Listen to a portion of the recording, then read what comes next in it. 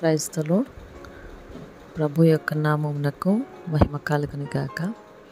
ఈరోజు మన ప్రభువును రక్షకుడనైన యేసుక్రీస్తు ప్రభువుల వారు ఆయన కలిగి ఉన్న పరిశుద్ధమైన స్థలమును విడిచి, నిత్యము స్తుతి నొందుచున్న స్థలమును విడిచి, మన కోసమై రిక్తునిగా, దీనునిగా, సర్వలోకనాథుడిగా ఈ లోకానికి ఉద్భవించిన ఈ దినాన్ని బట్టి ప్రభువునకు స్తోత్రం కలుగునుగాక.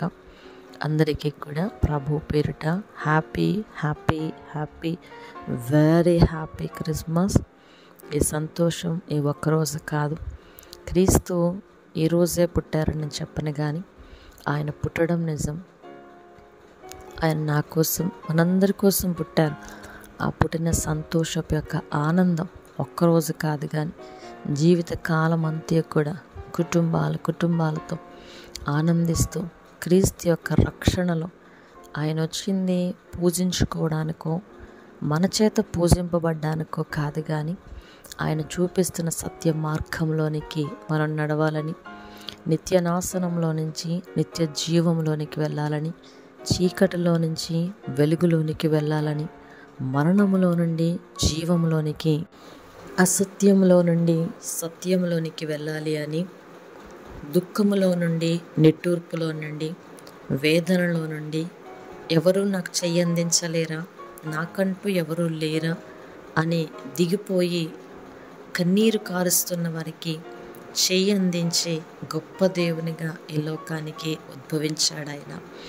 నేనే మార్గము, సత్యము, జీవమును, నా ద్వారానే అని బహుదృఢంగా పలికి చేయందిస్తూ, దినమంతయు కూడా చేతులు చాపి ప్రేమిస్తూ, నీ రూపమును నా అరచేతులలో చెక్కుకొని ఉన్నాను అని సెలవిస్తూ ఉన్న గొప్ప దేవుడు.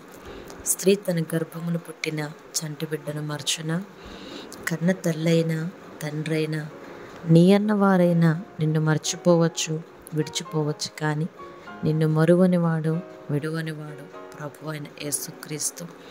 మాటలతోనే చెప్పలేదు, క్రియల రూపంలో చెప్పిన గొప్ప దేవుడు. అటువంటి గొప్ప దేవుని యొక్క జన్మదినాన్ని బట్టి ప్రభువుని మనం ఎంతగానో స్తుతిస్తూ ఉన్నాం.